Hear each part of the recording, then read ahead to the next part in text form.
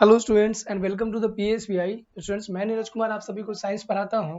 आज की इस क्लास में हम लोग जो है क्लास 6 का चैप्टर 4 हम लोग पढ़ रहे हैं। जिस चैप्टर का हमारा नाम क्या है, properties classification of a material. ठीक है, यानी कि मटेरियल को हम लोगों ने कैसे वर्गीकृत किया है उसके बारे में। तो हमारा जो है डे 1 क्लास में हम लोगों ने जाना था कि मटेरियल क्या होते हैं, उसको क्लासिफिकेशन क्यों आवश्यक है कि क्लासिफिकेशन हमें करना पड़ता है। आज के इस क्लास में हम लोग जानेंगे प्रॉपर्टीज ऑफ अ मटेरियल, किसी मटेरियल का प्रॉपर्टीज क्या होता है। How do you classify utilize on the basis of the what they are made of. बताया जा रहा है, पिछले क्लास में हम लोगों ने पढ़ा था कि जो भी बर्तन वगैरह होते हैं, जो बर्तन होते हैं उन्हें हम लोग कैसे क्लासिफाई किए हैं बर्तन को। तो बर्तन को जैसे मेटल का बर्तन होता है उसे अलग रखते हैं, कुछ फाइबर कुछ प्लास्टिक के बर्तन होते हैं, कुछ बर्तन जो होते हैं किसी और पदार्थ के बने होते हैं।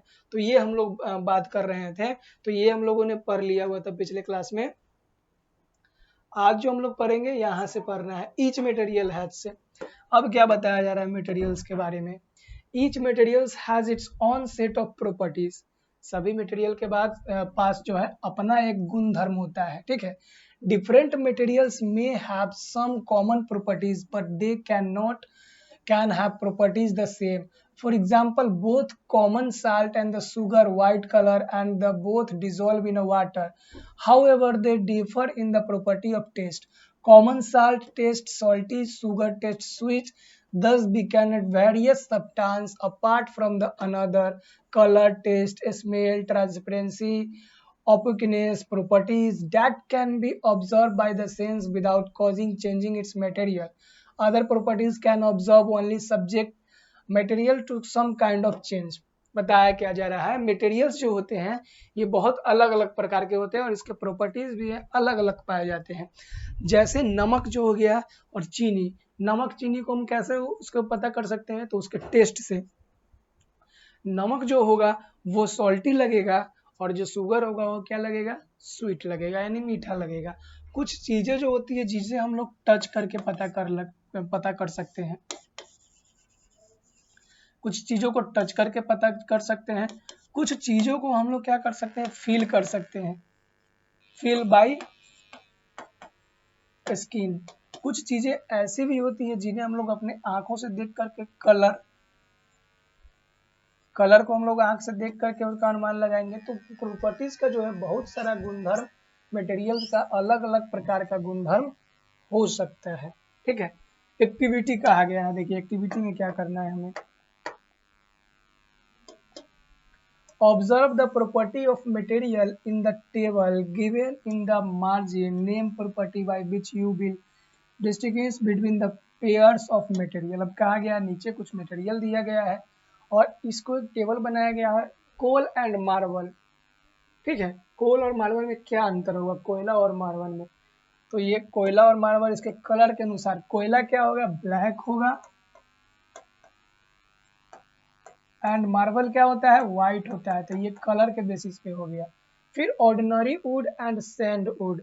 जो ऑर्डिनरी मतलब साधारण लकड़ी और चंदन की लकड़ी। तो साधारण लकड़ी जो होता है ना, इसमें स्मेल नहीं होता है। ठीक है, नॉट बाई, इसको लिख सकते हैं स्मेल, ये होगा बाई COLOUR। कलर से हम इसको पता कर सकते हैं, बाई स्मेल, इसका स्मेल से, बाई स्मेल। फिर क्या है, glass and shop.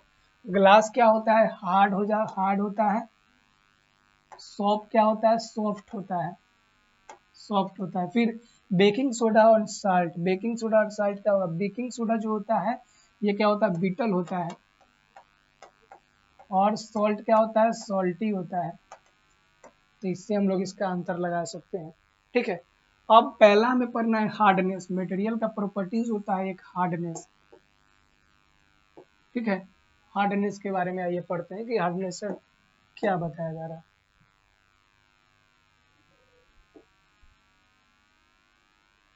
Some material are hard, some are soft, rock, stone, metal and wood are hard। कह रहा है कि कुछ मटेरियल जो होते हैं ये हार्ड होते हैं, कुछ मटेरियल क्या होते हैं, सॉफ्ट होते हैं।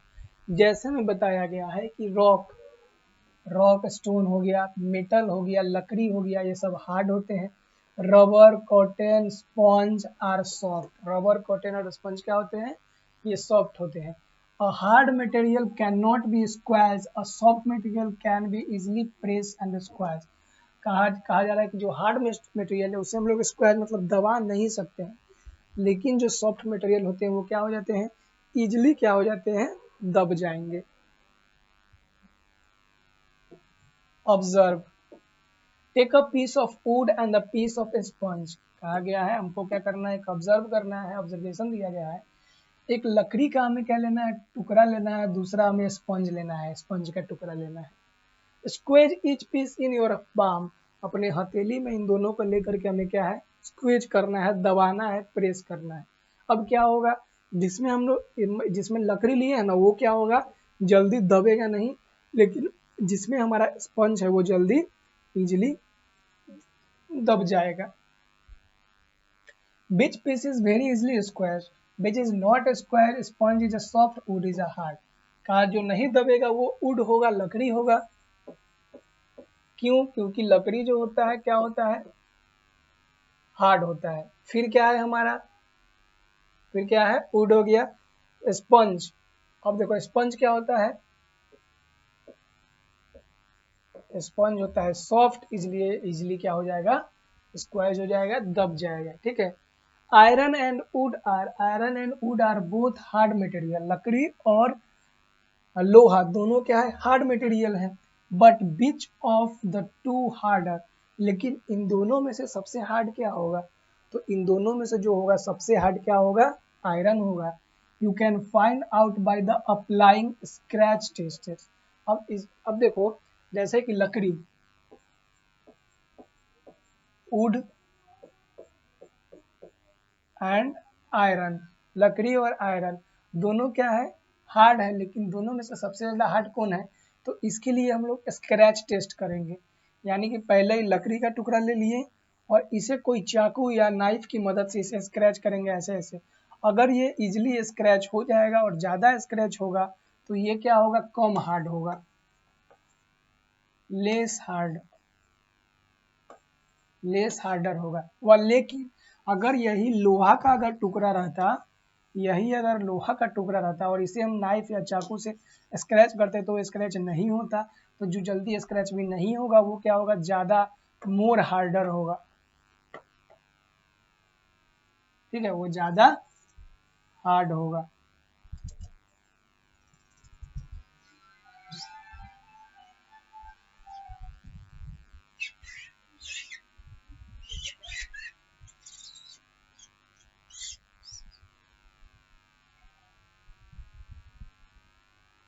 वो क्या होगा? मोर हार्डर होगा। ठीक है, आगे तो इसके लिए मतलब दो अगर हार्ड सब्सटेंस है लकड़ी और आयरन तो उसको हम स्क्रैच टेस्ट करेंगे। ठीक है। A harder material be scratch a less harder material when drawn against is under pressure।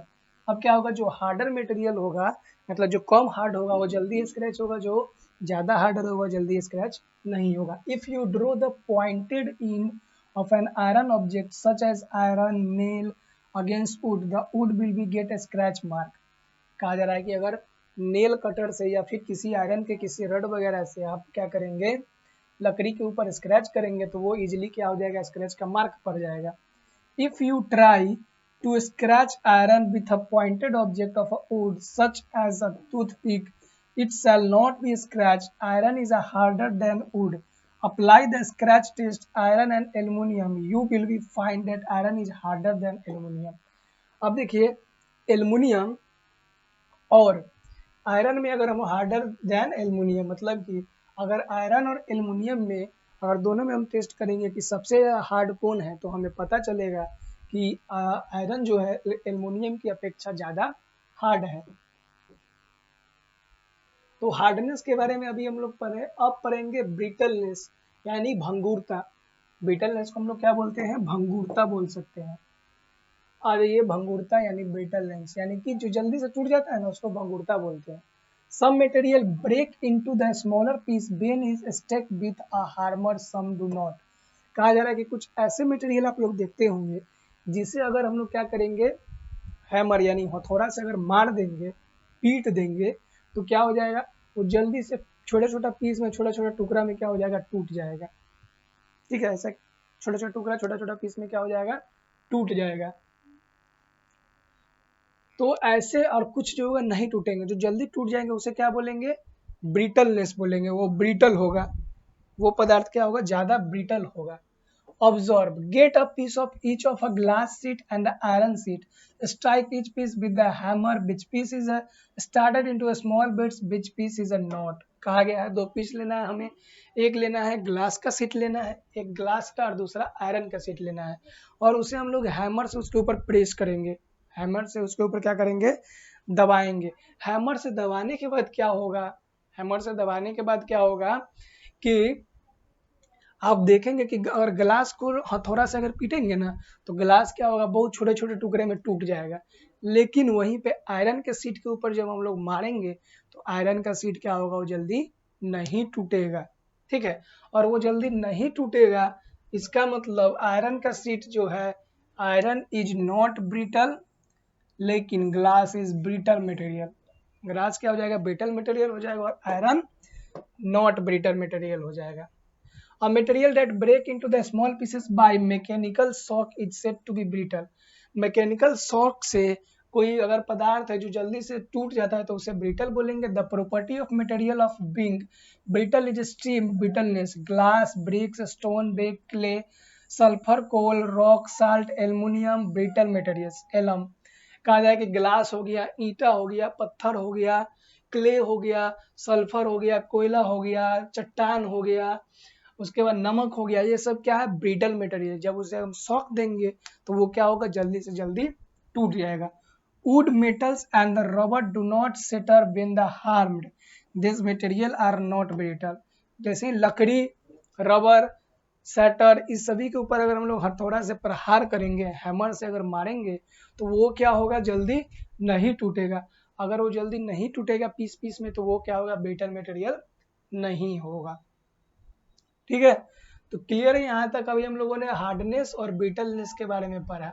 Hardness में भी सॉफ्टनेस पढ़ लिए और ब्रिटलनेस में ही हम लोग पढ़ लिए ब्रिटलनेस।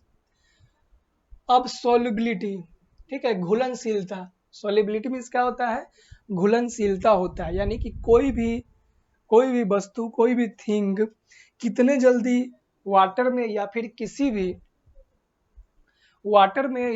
किसी भी सब्सटेंस में, लिक्विड सब्सटेंस में कितने जल्दी वो घुल जाते हैं, उसे हम लोग क्या बोलते हैं, ब्रिटलनेस बोलते हैं। ठीक है, सॉरी, सॉल्युबिलिटी बोलते हैं। तो आइए सॉल्युबिलिटी के बारे में पढ़ लेते हैं कुछ बातें। What happen when you shake up some sugar with water? The sugar disappear into water. कहा जा रहा है कि आप कभी कभी जो पानी में नमक को घोलते हैं या चीनी को घोलते हैं, तो क्या होता है, तो जब हम पानी में नमक और चीनी को घोलते हैं, तो आप देखते हो कि वो जल्दी से पानी के अंदर घुल जाता है और गायब हो जाता है। डिसअपियर मतलब कि गायब हो जाता है। तो ऐसा क्यों होता है, तो वही होता है सॉल्युबिलिटी। ये जो होता है, ये सॉल्युबिलिटी के कारण होता है। ठीक है, the water now tested sweet but you do not see any sugar in it.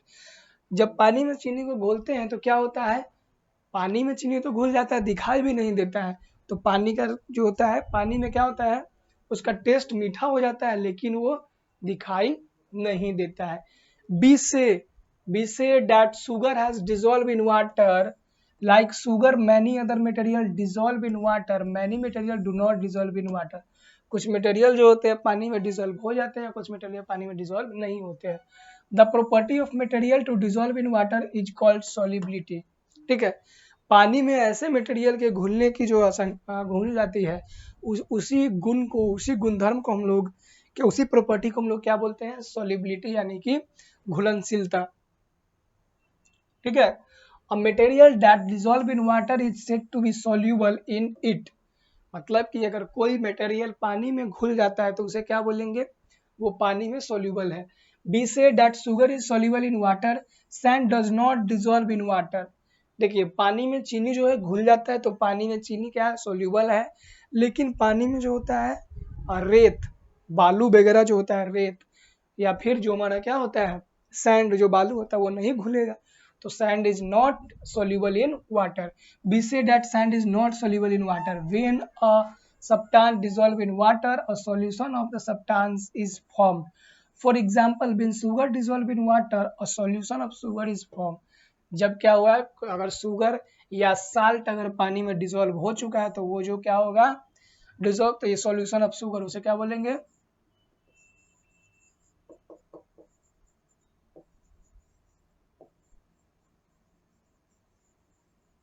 Solution of sugar. अगर साल्ट डिसॉल्व हो जाएगा तो उसे बोलेंगे solution of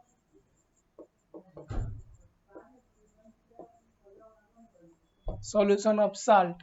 A solution is mixture of a soluble substance and water. ठीक है, तो solution का डिफिनेशन क्या हो जाएगा, solution is a mixture of soluble substance that dissolve in water. तो सॉल्यूशन एक ऐसे सब्सटेंस का मिक्सचर होता है जो पानी में पूरी तरीके से घुल जाता है. ठीक है, चलिए, तो स्टूडेंट्स आज की क्लास में इतना ही. हम लोग मिलते हैं नेक्स्ट क्लास में, जहां इससे आगे हम लोग बात करेंगे, कुछ एक्टिविटी को करेंगे, और हमारा एक्टिविटी आएगा सॉल्यूबल का, सॉल्यूशन का डिसॉल्व कैसे होता है, ये सारी चीज़ों को. फिर मिसएबिलिटी के बारे में पढ़ेंगे, अघुलनशीलता के बारे में. तो ये सभी के बारे में हम लोग कल पढ़ेंगे. तब तक के लिए धन्यवाद.